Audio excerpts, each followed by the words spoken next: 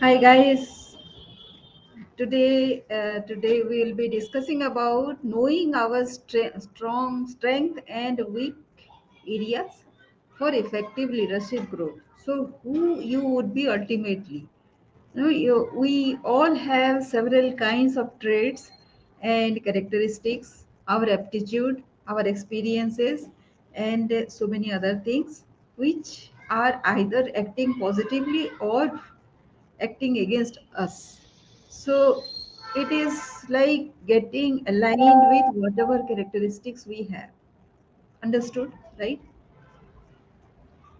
No particular characteristics are absolute for every kind of situation.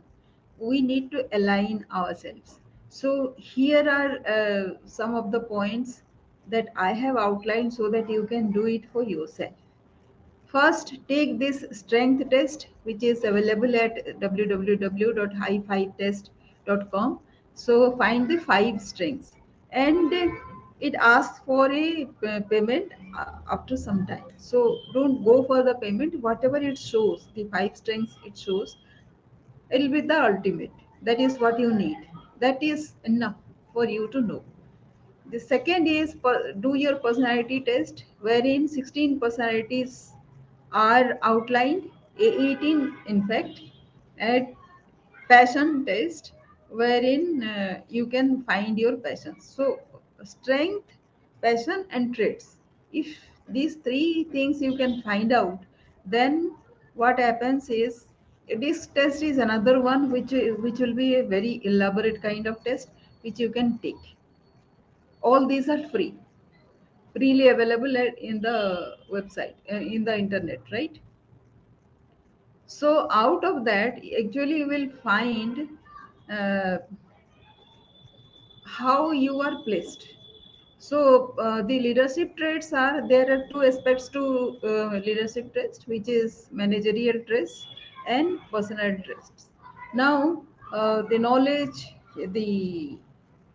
how you deal with your human beings, your team, that is one. If you know how to deal with other people, that is one strength that you will have.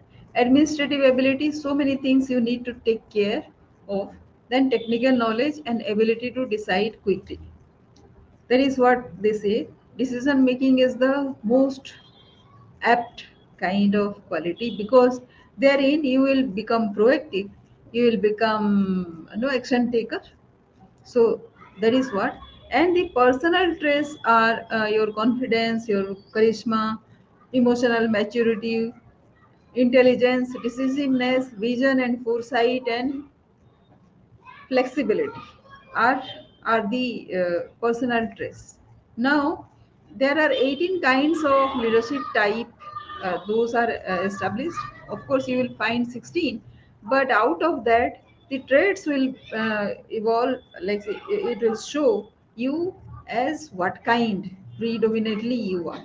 So what I have found in people is that there is a mix of this trait from this type, and that type from the other kind. So it is a mix, it is never absolute. There is no solid boundaries around each of these types.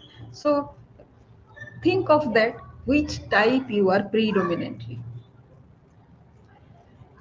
Then during the personality test, you will be shown as it will be like, say, INFJ or AGFJ. There are four characteristics, there is a combination of that, you will be identified as that. So first is intuitive. Why I am showing this is there, with each characteristic traits, whatever, if there are 5 or 10 characteristics positive potentials, there are as many negative potential negative traits are there.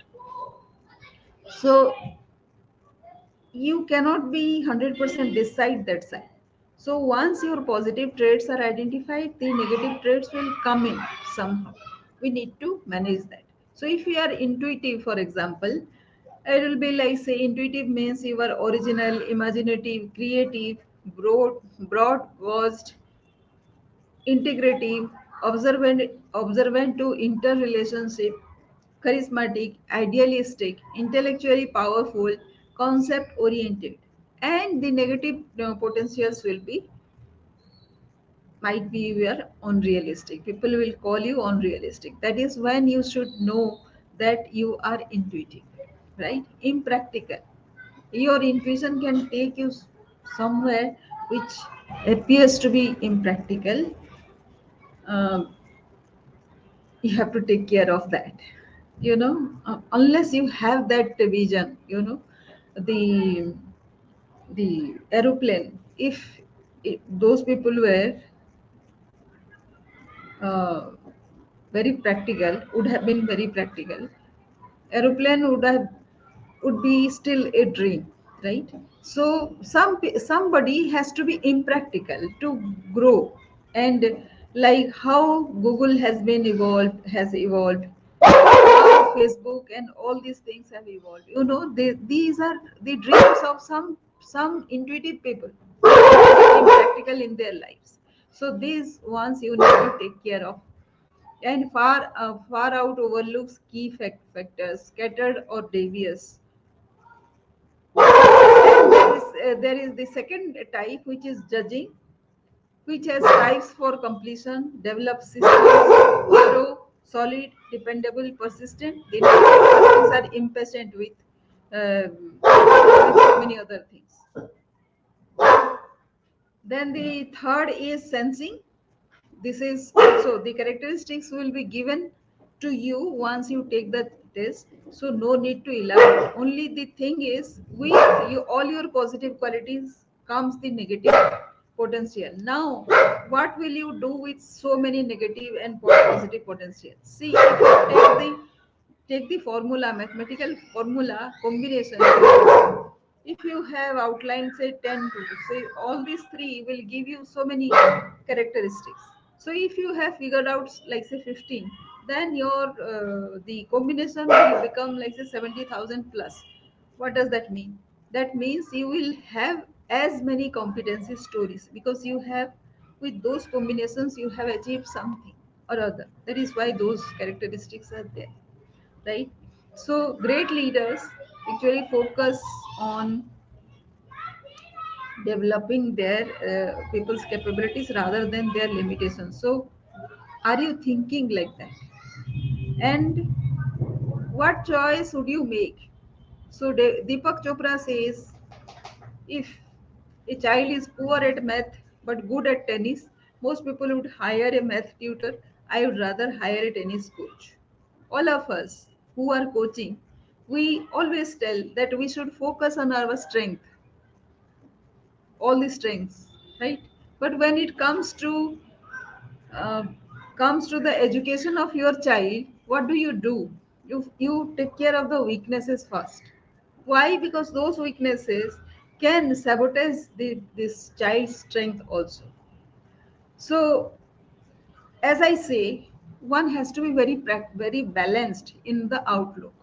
But if there is a radical decision to be made, then you have to depend on your strengths rather than working around your weaknesses, right?